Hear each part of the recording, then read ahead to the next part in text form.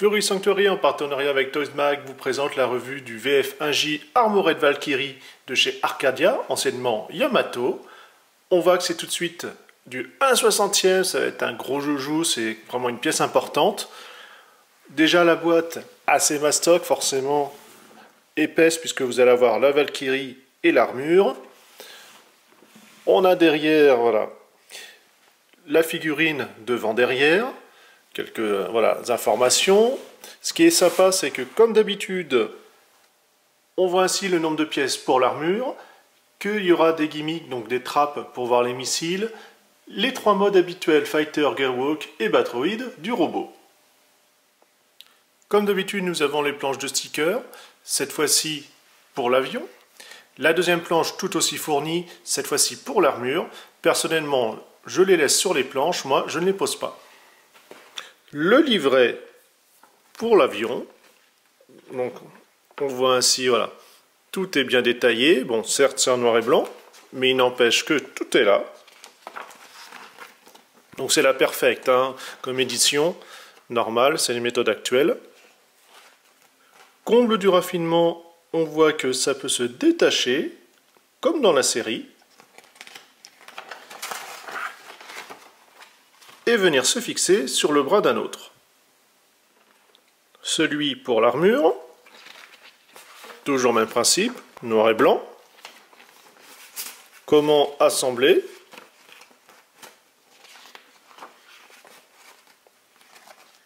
Rien de neuf pour les habitués. On a le molde habituel avec voilà, des petites pointes de noir devant et derrière, l'attache. La deuxième version, toujours bicolore, même système d'accroche. Le gun, on va pouvoir comme ça l'allonger.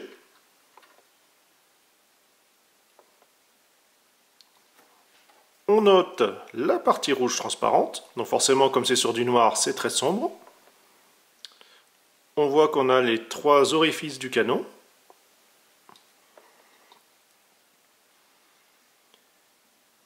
Quand même quelques détails, des lignes de structure.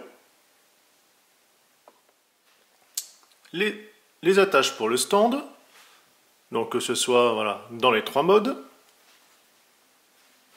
Hikaru, le héros de Super Dimension Fortress Macross, la série, dans sa combinaison bleu, blanc, rouge, on peut voir qu'il a un manche dans la main pour faire un peu plus réaliste.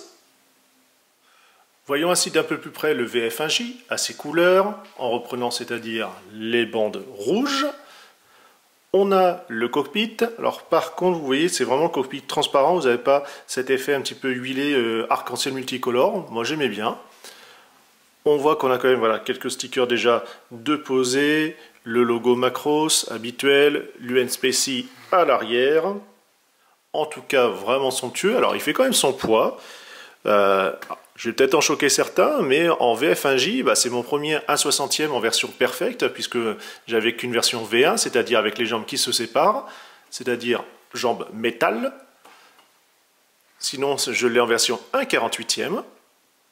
Donc quand même vraiment joli. Lignes de structure, on les a habituellement. On a toujours voilà, les lumières en version transparente. Pas de crosse d'appontage. On peut voir ici les réacteurs dans le fond. En dessous, les 2 couleurs habituelles, bleu et rouge. Les attaches pour les missiles. Vous pouvez voir que c'est sérigraphié au niveau du nom et de la fabrication. Nous allons l'installer avec son siège voilà, qui ressort, qui n'est pas tout gris mais avec du marron. On va pouvoir le placer à son poste. Et on peut aussi noter qu'on a droit à un sticker pour détailler un petit peu plus le cockpit.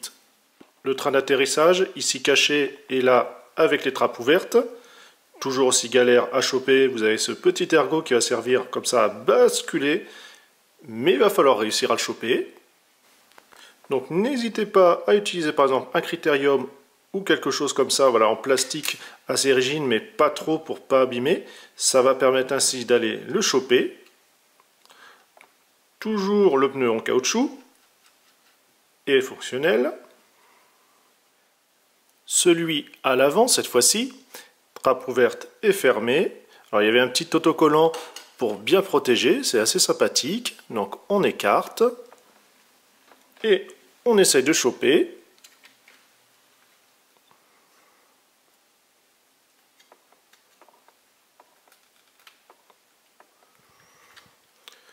Comme cela, vous avez ici l'attache pour le véhicule de traction. Alors bien faire attention quand vous tirez, même si c'est assez costaud, on va quand même éviter de trop abîmer. Un peu plus de détails, voilà, sur le train, toujours caoutchouc et fonctionnel. Un comparo avec du Toynami au 1/100e, armé jusqu'aux dents, justement le 1/60 en version perfecte, et le 1/60 Yamato mais en version V1, comme je vous disais avec les jambes qui se détachent.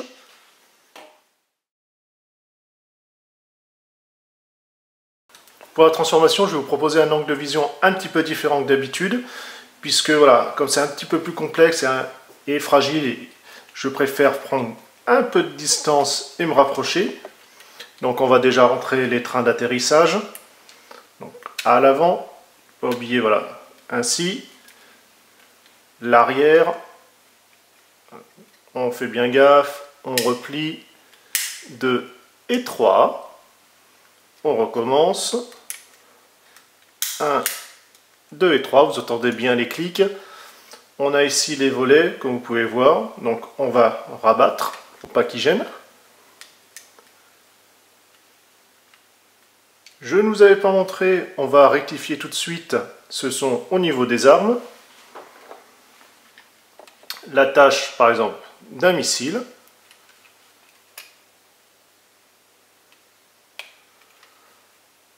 Ainsi. Et le deuxième, pour vous donner un ordre d'idée de ce que ça peut faire. Si vous souhaitez mettre le gun, il faut un tout petit peu décaler tout le monde et ainsi le glisser à l'intérieur, puisque vous pouvez voir qu'il y a une attache ici et les picots à cet endroit-là sur le bras. Donc pour ça, il vaut mieux séparer les jambes. Donc vous avez les attaches ici, on peut le voir, juste dans le coin. Comme cela. C'est pour donner voilà, un petit peu plus d'espace sur les bras. Et là, vous pourrez ensuite tout bien resserrer pour que ça tienne. Vous avez une attache là-haut. On peut voir voilà, le trou à cet endroit-là.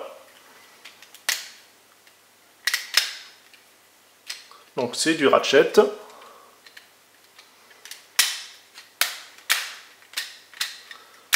Donc le double, alors ce qui est vraiment agréable, vous pouvez voir à cet endroit-là, c'est que vous avez, comme si quand ça se déplie, c'est vraiment entièrement caché.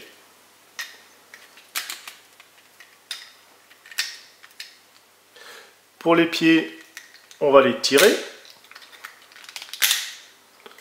et ensuite les écarter.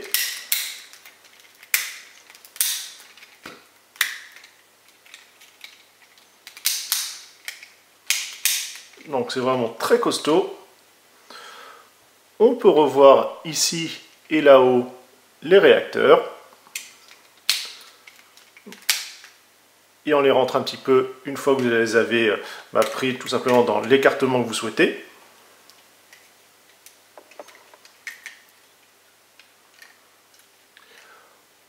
On donne un petit côté écarté, c'est normal, c'est pour le gearwalk.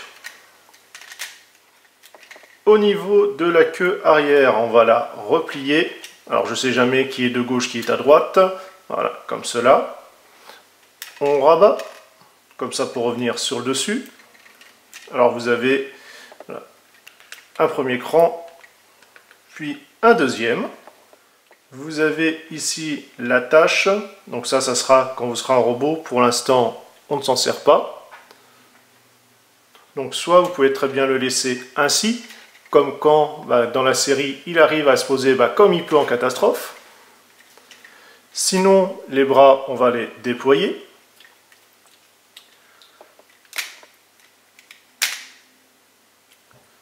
Je vais juste les relever. Ils se séparent puisqu'ils étaient rangés grâce à cette partie-là dans leur logement et également rattachés ensemble. Vous avez la pièce qui est là qui sert comme ça à basculer et en même temps on relève. Donc on sent que ça passe quand même nettement mieux, c'est un peu plus costaud, moins de choses qui brinque-balle ou autre. Vous avez ici, donc vous avez l'emplacement, on le voit qui est là. Il va falloir le surélever un petit peu, attention, ça va un petit peu déformer la pièce, c'est normal. Et on passe ainsi sur le côté. Donc c'est pour ça qu'il faut faire vraiment attention, c'est des pièces de collection et on manipule pas trop. Mais c'est quand même fait pour jouer avec, entre guillemets.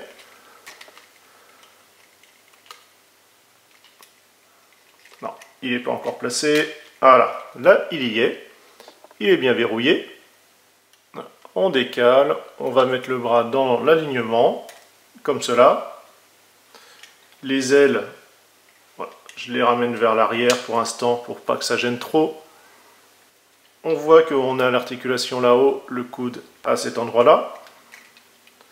Également, un deuxième coude qui est apparu là avec les années, en ratchet, qui permet d'aller chercher le mouvement un petit peu plus loin.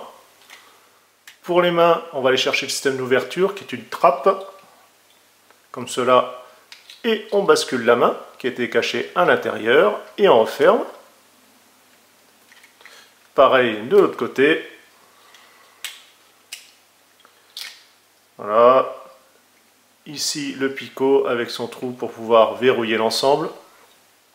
Les mains n'ont pas trop évolué.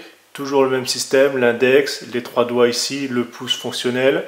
Il y a un petit peu moins de jeu que d'habitude. Ça semble un peu plus rigide, tant mieux, parce que sur certains, c'est vrai que c'est pas terrible de ce côté-là. Alors c'est moyennement esthétique, mais au moins c'est très fonctionnel et ça permet de faire un système accurate, c'est-à-dire un rangement, une transformation plus proche, si on peut dire, de l'univers. Ici, vous avez la trappe qu'on bascule pour voir les 3 réacteurs. Concernant le fusil, on va pouvoir le mettre dans la main. Mais n'oublions pas que vous avez une attache ici à l'intérieur pour pouvoir verrouiller, puisque ça va venir se clipser ici. On n'oublie pas de l'allonger. Alors là, pour l'instant, c'est encore très raide. Il faut le faire basculer, puis ensuite le tirer. Ainsi. Voilà, et là, ça le verrouille. Comme ça, on a la gâchette qui est apparue. Et on peut le mettre. Contrairement à d'autres modèles de la marque, en tout cas les plus anciens même, la crosse effectivement ne vient pas se verrouiller dans la main, c'est juste positionné. Donc en fait c'est plus la main qui tient l'arme. Donc faites attention quand vous manipulez, il y a risque de tomber. Ce qui est assez agréable, c'est qu'on peut quand même assez bien le pencher vers l'avant. Il est quand même stable. On va essayer d'aller chercher le point de rupture. Donc ça permet quand même une chose assez dynamique, c'est vraiment agréable. Je viens de le décapiter, c'est normal. Vous avez la tête qui va pouvoir s'enlever, puisque ici, c'est le système de coup. En fait, ça se branche comme ça. Quand c'est à l'intérieur. Il y a juste à retirer. Et ensuite, on tire. On peut voir qu'on a la glissière. Avec les fameuses 2 vis, c'est pour ça qu'elles sont là. Par contre, je sens que je vais tout de suite les dévisser, parce que c'est quand même extrêmement serré. C'est pour éviter de casser ou de forcer un petit peu. Donc on voit déjà que ça y est, c'est un petit peu de peinture rouge.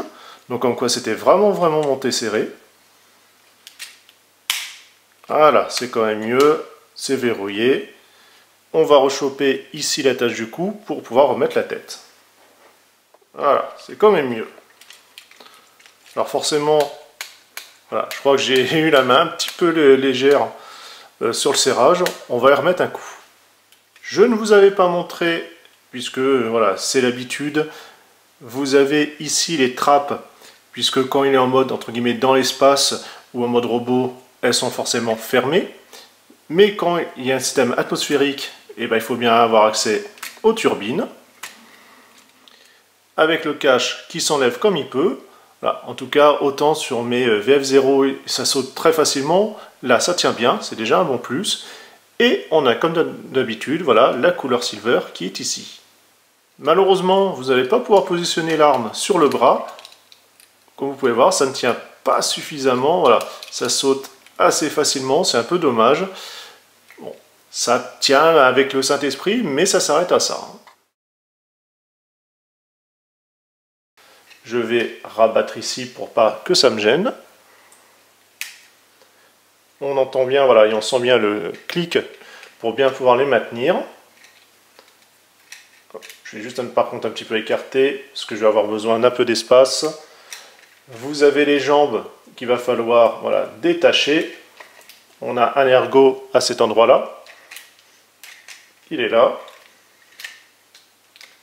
On peut voir également qu'on a ici la colonne vertébrale avec l'axe qui permet comme ça d'être verrouillé pour bien tenir les jambes. Je vais remonter la tête pour pas que ça tape dedans.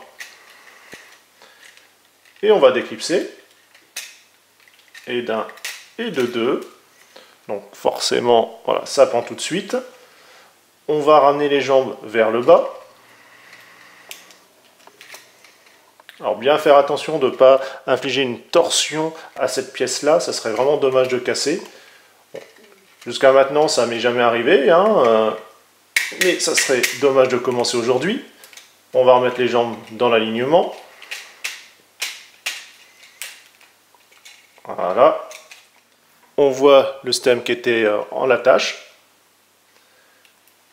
Au niveau de là-haut, vous avez le dessus qui va servir du plastron qui va venir séparer. Donc il faut juste venir détacher. On y va doucement, vous avez les charnières, hein, ici et ici. Voilà, ça vient tout seul. On ramène sur le devant. Double charnière puisque ça va former l'épaule. Ainsi, vous voyez, ça vient épouser cette partie-là.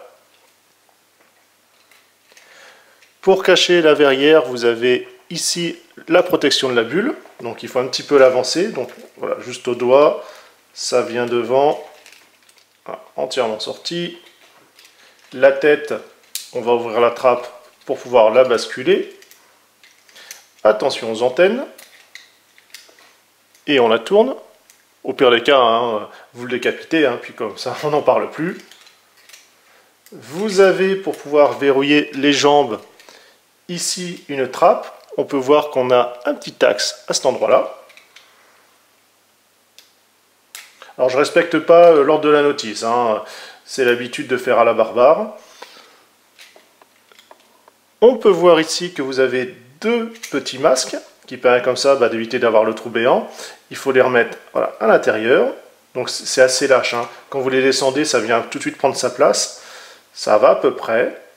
Et on va venir positionner ici, à l'intérieur, et verrouiller. Là, clac, vous l'avez entendu. Et on referme. Comme cela. Bon, on a notre ami Carou, hein, qui se balade un peu à l'intérieur, c'est normal. Je vais mettre les jambes ainsi. On va refermer la trappe de là-haut. Cette partie-là, il va falloir la sortir, puisqu'elle va venir se verrouiller ici. Et on va pouvoir replier correctement les ailes cette fois-ci, et définitivement. On va finir par le torse, pour le positionner sur le devant. Voilà, c'est bien clipsé. La tête, alors du fait qu'on peut lui enlever, forcément, elle se balade assez facilement. Les antennes, oh, elles sont bien raides, ça c'est bien, au moins il ne va pas faire les problèmes de oreille de lapin tombante, c'est déjà ça. Les épaules, on remet tout dans le bon alignement, et on se retrouve tout de suite pour la version finale. Fière allure, toujours dans son blanc immaculé, vraiment magnifique. Le flingue qui tient comme il peut, on va lui enlever. Les articulations, vous les avez toutes compris. On a ici la tête, au bas gauche-droite. Voilà, le coude, avec la rotation là-haut. l'épaule, donc il ne peut pas la lever. Ça c'est du fait qu'on a ce système là, c'est normal, mais bon, c'est pas encore trop gênant. La main, vous l'aviez vu, avec les doigts également, ça n'a pas changé. Là, à bien faire attention puisque ça a tendance à taper dans les ailes. Vous avez le genou en double, comme d'habitude, et ici les pieds, et ici les pieds, juste un avant-arrière, on n'a quasiment pas de jeu, ou en tout cas pas de degré de liberté pour faire le gauche-droite. Photo de famille, VF1 au 1/60e, VF11 toujours 1/60e ici, un autre VF1, mais cette fois-ci en 1/48e, Yamato, c'est la version 25e anniversaire. On voit au fond, alors on revient au 1/60e avec le YF, et à l'arrière le VF0, toujours 1/60e, beaucoup plus grand, normal, puisque comme c'est les premières Valkyrie, toujours des moteurs, voilà, on va dire conventionnels, au kérosène et non pas à énergie nucléaire ou autre, donc c'est pour ça et c'était un petit peu plus volumineux. On peut noter que le F0, c'est voilà, un petit peu jauni, hein, même s'il avait toujours été une tendance un petit peu nacrée. Là, avec les années, pourtant, il n'a jamais été mis en lumière directe, toujours dans la pénombre avec la pièce. Ça n'a pas empêché qu'il a quand même gagné cette petite teinte. Hein. Ça passe encore, mais c'est vraiment regrettable. Les autres étant noirs, bah, ça en est tranquille. Et lui qui est gris, bon, tranquille aussi. Pour aller avec le QR au 1/60e, toujours chez Yamato, les puristes ont pu reconnaître que la visière, voilà, est grise et non pas blanche comme sur la boîte. L'honneur est sauf, l'accurate est là. Les jambes, donc on sépare et on va venir sur le même principe positionner cela. Hop, ça saute de partout, c'est pas grave. Là, quand c'est mis en place, ça tient, mais par contre, quand il faut le mettre, ça saute de partout.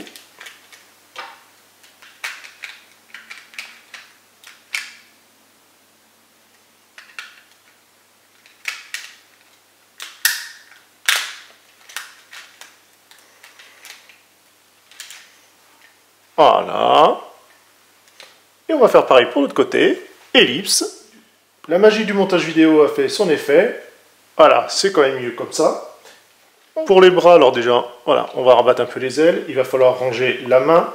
Bon, on rouvre, on replie tout ça et on range la mimine. On va lui prendre le premier qu'on va séparer. Donc vous voyez tout de suite la tâche pour la main. Et on va venir se reclipser directement dessus. La grande partie là, donc ça va. Ici vous avez les attaches avec le positionnement. Donc là, hop, ça tient et ça saute. Voilà. Non, ça veut pas, hein. Finalement, c'est bien récalcitrant. Voilà. On fait pareil que tout à l'heure pour la partie droite. Les épaules, alors il va falloir remonter un petit peu cette partie-là. Ainsi. Puis ça va venir se clipser directement dessus. Donc vous avez les encoches. Ah, ça vient tout seul, pas très compliqué.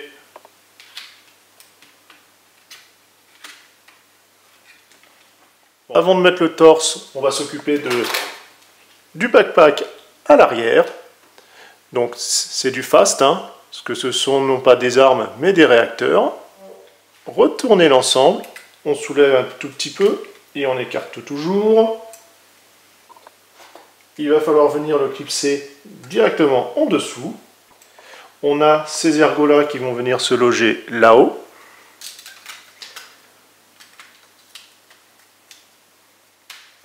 Voilà. Et ici, vous pouvez les voir, le plastron.